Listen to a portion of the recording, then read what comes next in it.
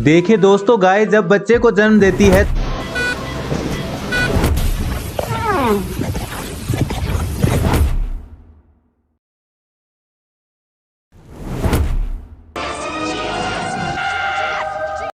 ሰላም ጤና ይስጥልኝ ውድና የተከበራችሁ የአዳም ቲዩብ ቤተሰቦች እንደምን ሰነበታችሁ? እኔ ደህና ነኝ፣ እግዚአብሔር ይመስገን።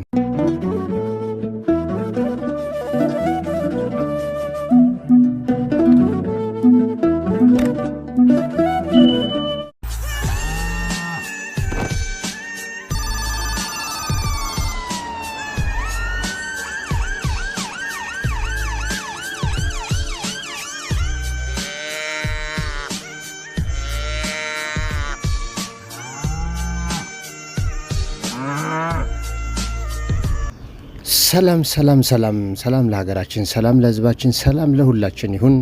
ሰላም እግዚአብሔር ከሁላችሁ ጋር ይሁን። እንዴት ናችሁ የአዳም ቲዩብ ቤተሰቦች? በዛሬው ዕለት ይዤ የመጣሁት ፕሮግራም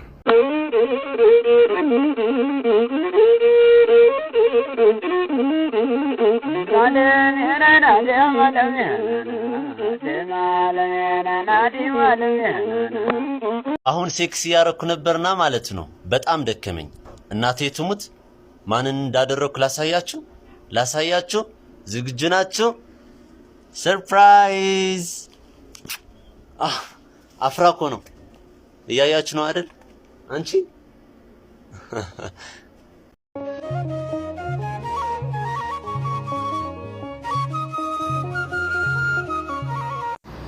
ሰዎች በድፍረት እንዴት ሰው ባልተፈጠረበት አካሄድ እንዴት ይሄዳል? እንዴት እንስሳት ለአዳም ዘር በሙሉ እንዲገዙልን የተፈጠሩ ናቸው። አርደን ልንበላቸው፣ ልንጭናቸው፣ ልናርስባቸው፣ ልንገለገልባቸው ሲሆን ተፈጠሩልን እንጂ እርኩሰት ልንፈጽምባቸው ከቶ አይደለም።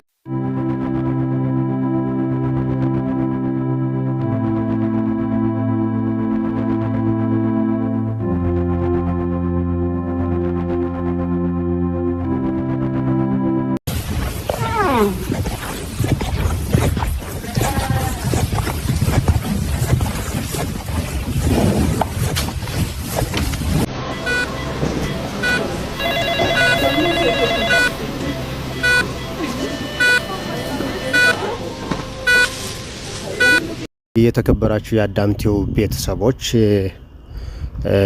በጣም ከባድ የሆነ ነገር በሀገራችን ላይ እየታየ ነው። በሀገራችን ላይ እየታየ ስንል በውጭው ዓለም ላይ የምናያቸው ወደኛ ሀገር እንዳይደርሱ እንዳይመጡብን እግዚኦ ብለን የምንጸልይባቸው አደርሃን ፈጣሪ ሆይ ይሄን አታሳየን፣ በእኛ ሀገር ላይ አታድገው የምንለውን የአይነት ነገር እኛ ሀገር ላይ እያየነው ነው ያለ ነው።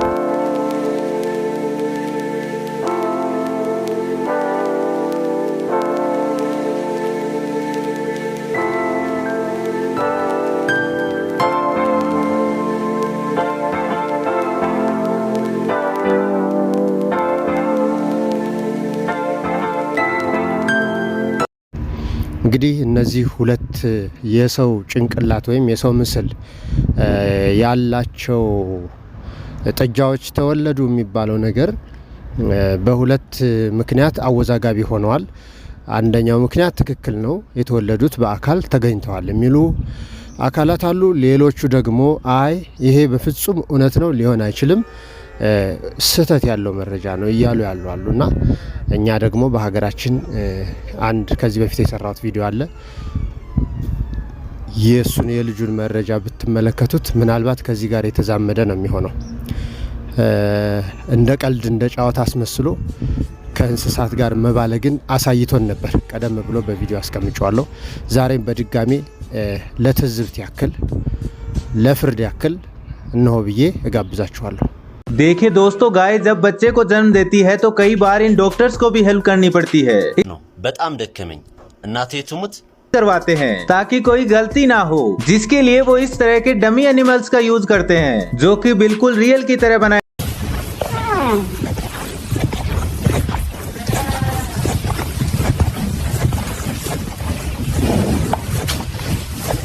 እዚህ ጋር እነዚህን በደንብ ተመልከቷቸው። እዚህ ጋር ሁለቱ የምትመለከቷቸውን ታዲያም ሰው የሚመስሉ ፈረሶች ተወለዱ ኢትዮጵያ ውስጥ በሚል እየተሰራጨ ያለ መረጃ ነው።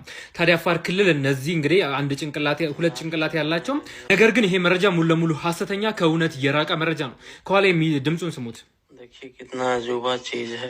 ውጭ ሀገር ላይ ይሄ ቪዲዮ ከ5 ቀን በፊትም ከብዙ ቀን በፊትም እየተፖሰተ ነው። ይሄኛው ኤአይ የመሆን እድልም አለው፣ ነገር ግን እርግጠኛ ስላልሆንኩኝ። ነገር ግን ሙሉ ለሙሉ ኢትዮጵያ ውስጥ የተፈጠረ ነገር አይደለም፣ እውነትም አይደለም። ሙሉ ለሙሉ ሐሰተኛ መረጃ ነው እየተሰራጨ ያለው። ተጠንቀቁ። እንደዚህ አይነት ሐሰተኛ መረጃዎችን ከማሰራጨትም ቲክቶክ ላይም ፌስቡክ ላይም በብዛት ሲሰራጭ ነው። እርኩሰትን ከቶ ፈጽሞ ልንጠየፍ ይገባል። እባካችሁ ኢትዮጵያውያኖች አንዳንድ ጊዜ ከልብ እናስተውል።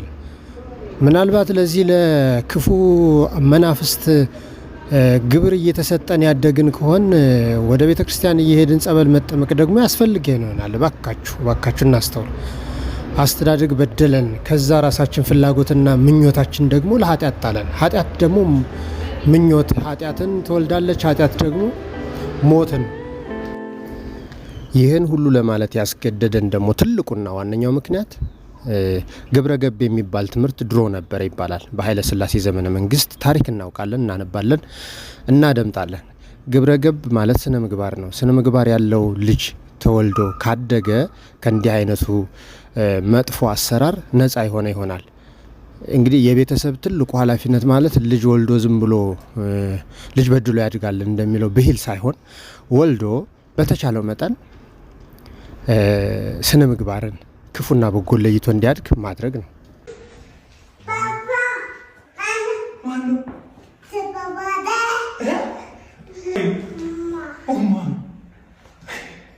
ለዚሁም ትልቁና ዋነኛው ምሳሌ ሊሆን የሚችለው የነቢዩ ሙሴ አስተዳደግ ነው። ነቢዩ ሙሴ እስራኤላዊ ነው፣ ዕብራዊ እስራኤላዊ ዜግነቱ። ሰሞኑን በማህበራዊ ሚዲያዎች በጣም ጸያፍ የሆነ ያልተገባ ነገር ከኢትዮጵያውያን ባህል ያፈነገጠ ማለት ባልችልም በእርግጥ ጸያፍ ነገር የትኛውም ዓለም አለ እና እግዚአብሔር አምላክ አስቀድሞ ለሙሴ ህዝበ እስራኤልን እንዲመራ፣ ህዝበ እስራኤልን እንዲያስተዳድር፣ እንዲመራቸው ስልጣን ለተሰጠው ለሙሴ እንዲህ ብሎ የተናገረውን ነገር ከኦሪት ዘሌዋውያን ምዕራፍ 18 ቁጥር 1 ጀምሬ አነብላችኋለሁ። እግዚአብሔር አምላክም ሙሴን እንዲህ ብሎ ተናገረው ይላል። እንግዲህ ጸያፍ ነገር ማድረግ፣ በእንስሳት ላይ ጸያፍ ነገር መስራት ተገቢ እንዳልሆነ አስቀድሞ እግዚአብሔር አምላክ ለህዝበ እስራኤል ነግሯል ማለት ነው። እግዚአብሔር ሙሴን እንዲህ ብሎ ተናገረው፣ ለእስራኤል ልጆች እንዲህ ብለህ ነገራቸው፣ እኔ እግዚአብሔር አምላክ ነኝ ብሎ ተናገረ። ያ ማለት እኔ የምናገረው ራሴ እግዚአብሔር አምላክ ነኝ እያለ ነው። እንዲህም አለ፣ እንግዲህ ፍርዴን አድርጉ፣ በእርሷም ትሄዱ ዘንድ ስርዓቴን ጠብቁ፣ እኔ እግዚአብሔር አምላካችሁ ነኝ ብሎ ቁጥር 4 ላይ አስቀመጠ። እንግዲህ የሚሰራላቸው ስርዓት ህጉን የጠበቀ መንገዱን ያላዛባ መሆን መቻል እንዳለበት ነው። እንግዲህ አይደለም ከእንስሳት ጋር ጸያፍ ነገር ከሰው ጋርም ቢሆን ጸያፍ ነገር አግባብ በሌለው ወይም ባልተፈቀደው መንገድ መሆን እንደሌለበት ያስቀምጣል። ከናንተም ማንም ሰው ኀፍረተ ስጋውን ይገልጥ ዘንድ ወደ ዘመዱ ሁሉ አይቅረብ፣ እኔ እግዚአብሔር አምላክ ነኝ ይላል። ሲያስረግጥ እንግዲህ አረጋግጦ ሲናገር እኔ እግዚአብሔር አምላክ ነኝ ይላል። ወደ ዘመዱ ኀፍረተ ስጋውን ገልጦ ወንዱ ወደ ሴቷ ወደ ዘመዱ መሄድ የለበትም። ሴቷም ኀፍረተ ስጋዋን ገልጣ ወደ ዘመዷ መሄድ የለባትም ይላል። አስረግጦ ነው የሚናገረው። አያችሁ፣ የቁጥር 8 ላይ የአባትህን ሚስት ኀፍረተ ስጋ አትግለጥ ይላል።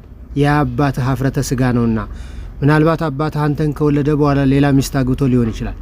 የአባትህን ሚስት ኀፍረተ ስጋ አትግለጥ ይላል። እንኳን ከእንስሳ ጋር ተመልከቱ።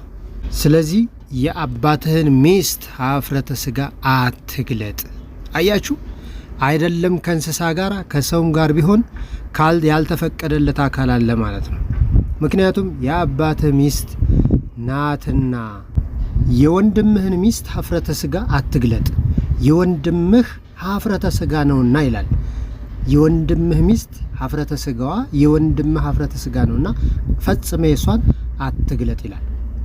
ያቺ ሴት የወንድምህ ሚስት ማለት የወንድምህ አካል ናትና የሷን አካል ብትገልጥ የወንድምህን አካል ገለጥክ ማለት ነው።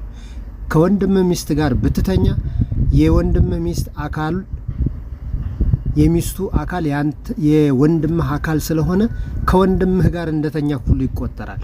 ከባድ ነው የእግዚአብሔር ሰዎች።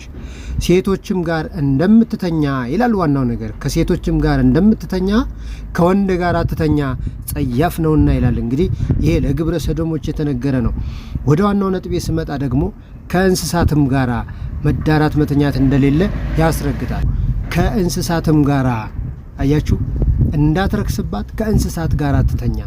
ሴት ከእርሱ ጋር ትተኛ ዘንድ እንዳለው ሁሉ በእንስሳትም ፊት አትቁም፣ የተጠላ ነውር ነውና ይላል። አይደለም ከእንስሳት ጋር ሌላ አልፎ ተርፎ ግንኙነት ጸያፍ ግንኙነት መፈጸም ይቅርና እርቃንህን ሆነህ እንኳን በእንስሳት ፊት አትቁም ነው የሚለው የእግዚአብሔር ቃል። ይህን ሁሉ የሚያደርጉ ታዲያ ስለነሱ ሲል ምድር ተረገመች ትረገማለች ይላል። ምድሪቱም ይላልም ቁጥር 25 ላይ ምድሪቱም ረከሰች፣ ስለዚህ ኃጢአቷን በእርሷ ላይ እመልሳለሁ ይላል። ተመልከቱ፣ ምድሪቱም በእንዲህ አይነት ሰዎች ስራ ረከሰች፣ ኃጢአቷንም በእሷ ላይ እመልሳለሁ ይላል። እግዚአብሔር አምላክ እንግዲህ ሊያጠፋት ነው። ምድሪቱም የሚኖሩባትም ሰዎች አብረው ይጠፋሉ፣ ትጠፋለች ይላል። ስለዚህ ከነዚህም ሰዎች ሁሉ ይላል ደግሞ ከበፊቶች ሰዎች ወይም ከጥንት ሰዎች ይህን ጸያፍ ከሚያደርጉት ሰዎች ራቁ፣ ስራቸውንም አትከተሉ፣ ስርዓቴን ጠብቁ፣ ስርዓታችሁን አክብሩ፣ ጠብቁን የእግዚአብሔር አምላካችሁ ነኝና ይላል። እንግዲህ ተመልከቱ ኦሪት ዘሌዋውያን ላይ የተናገረው በፍጹም ከእንስሳት ጋር ቀርቶ ወንድ ደግሞ ካልተፈቀደለት ከማይገባው ሴት ጋር መገናኘት እንደሌለበት ሁሉ አስቀምጧል። ሴቷም ደግሞ ካልተፈቀደላት መገናኘት ከሌለባት ወንድ ጋር እንዳትገናኝ ይኸው ተከልክሏል፣ እንኳንም ከእንስሳ። ስለዚህ ወንድ ከወንድ የሚተኛ ግብረ ሰዶም፣ ሴት ከሴት የሚተኛ ግብረ ሰዶም የገሃነም ናቸው ይላል። ስለዚህ ምድሪቱ ረክሳለች አለ። ይባስ ብሎ እንስሳት ጋር ምድሪቱ ረክሳለች። ይቺ ምድር ደግሞ ላጠፋት ነው። በማን የተነሳ? በእነሱ የተነሳ አለ። እንግዲህ ይህንን ልብ ያለው ልብ ይበል ወገኖች። ከህፃንነት ጀምሮ ቤተሰቦቻችሁን በጥንቃቄ ያሳድጉ። ዘመኑ ከፍቷል። ምድር በሰው ጽድቅ ትለመልማለች፣ ምድር በሰው ትጠፋለች። የዛሬ የነበሩ ጥንቅሮች ፕሮግራሜን በዚህ ጨርሻለሁ። በቀጣዩ ፕሮግራም እስከምንገናኝ ሰላም ሁኑልኝ።